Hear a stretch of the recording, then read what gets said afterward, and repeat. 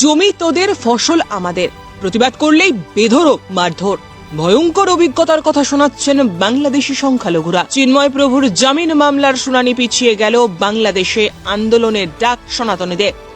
গোজাডাঙ্গা সীমান্তে জানিয়ে গেলেন বাংলাদেশিরা। উত্তর 24 পরগনার বসিরহাট মহকুমার গোজাডাঙ্গা সীমান্ত এশিয়ার বৃহত্তম দ্বিতীয় বন্দর, যেখানে প্রতিদিন 1100 থেকে 1200 পর্যটক সাধারণ নাগরিক ভারতে আসতো, কেউ ঘুরতে, কেউ আবার চিকিৎসার প্রয়োজনে। এখন সেখানে মাত্র 2-1 জন পর্যটক আসছেন। তারাও ভয়ঙ্কর অভিজ্ঞতার কথা শোনালেন। বাংলাদেশের সাতক্ষীরার বাসিন্দা গাইন পরিবারের সদস্যরা আক্রান্ত। সন্দীপ কুমার গাইন তিনি বললেন, জমিতে ফসল করলে হুমকি দিয়ে যাচ্ছে দুষ্কৃতীরা। জমি তোদের, ফসল আমাদের, প্রতিবাদ করলেই এলোপাথারি মারধর। প্রভু চিন্ময় দাসের শুনানি মামলা আগামী 2025 সালের 2রা জানুয়ারি। বলছেন, একজন সনাতনীকে ডেকে তাকে আইনি পরিষেবা তো দূরের কথা, মানসিক ও শারীরিক নির্যাতন চালাচ্ছে। আমরা রাস্তায় নেমে প্রতিবাদ করছি, আমাদের মারধর করছে। রাতের অন্ধকারে দুষ্কৃতীরা এসে বাড়িতে ভাঙচুর চালাচ্ছে, সর্বস্ব লুটপাট করে নিয়ে যাচ্ছে। মারধর করার ফলে জ্বর এসে গিয়েছে, পরিবারকে বাঁচাতে রাতে পাহারা দিতে হচ্ছে। সংখ্যালঘুদের ওপর নির্মম অত্যাচার চলছে।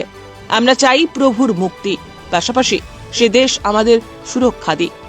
প্রতিটা মিনিট, প্রতিটা ঘন্টা আতঙ্ক বিভীষিকার মধ্যে কাটছে। চোখে মুখে তাদের আতঙ্কের ছাপ স্পষ্ট। কখন কি হয় বলা যায় না। আন্দোলন আমরা করব।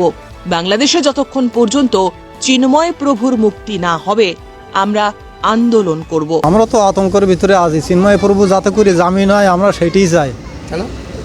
চিন্ময় প্রভু আমাদের হিন্দুদের একজন প্রভু, সে আমাদের ইস্কনের সে প্রভু, আমরা তার মানি গণি। সে আমাদের সনাতনীর একজন প্রধান। এই জন্যে তার আমরা অতি দ্রুত জামিন চাই। যদি তার জামিন না হয় আপনারা কি করবেন? এখন আমরা হলাম সংখ্যালঘু, আমায় কোথার কোনো দাম নেই, আমায় কোথার কোনো দাম নেই।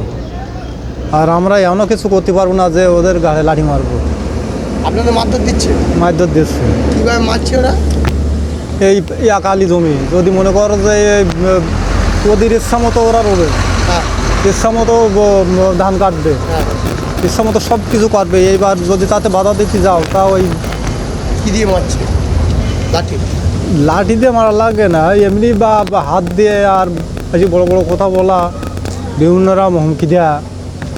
আমরা ওই সময় আষাঢ় মাসে জমি রুলাম, বললো যে তোরা ধান লাগাতিস লাগাতিস তোরাই লাগা, ধান আমাদের। এখন শেষ হয়নি, তারপরে যেতে হচ্ছে, কারণ বাংলাদেশে তো অনেক গণ্ডগোল হচ্ছে। দেশে মা বোন বাচ্চা কাচ্চা আছে, তাদের কি অবস্থা আছে, তারা মন তো ব্যস্ত হয়েছে। ভিসার এখন মেয়াদ আছে আমার, তারপর আমি যাচ্ছি, কারণ মন ব্যস্ত হয়ে গেছে। আর শুনছিলাম বর্ডার সিল হয়ে যাবে, সিল হয়ে গেলে যাওয়া আসাটা হবে না, এই কারণে দূরতে চলে যাচ্ছে। বাংলাদেশে দেখা যায় দলীয় কন্দল, বিভিন্ন দলের হুমকি, তারপরে আন্দোলন হচ্ছে। মহারাজ চিন্ময় প্রভুর আটক করেছে। উনি তো একজন ভালো ব্যক্তি, ভালো মানুষ, মহা ঋষি, কিন্তু ওনার আটক করেছে। এর জন্য আমরাও খুব দুঃখিত। একজন সাধক মানুষের এভাবে আটক করা ভালো না। এর জন্য আমরা খুব দুঃখিত।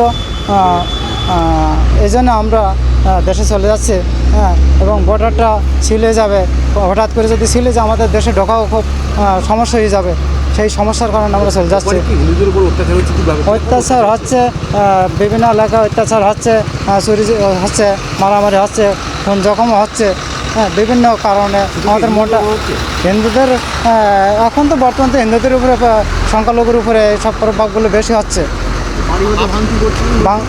বাড়িগত ভাঙচুর হচ্ছে বিভিন্ন জায়গায়, মারধরও দিচ্ছে। আমি তো দেশে ভারতে ছিলাম, আমি তো ভারতে ছিলাম, কিন্তু আমাদের আশপাশ বিভিন্ন জায়গায় এরকম হচ্ছে, মারামারি হচ্ছে, মারধর হচ্ছে। আপনারা কি চাইছেন?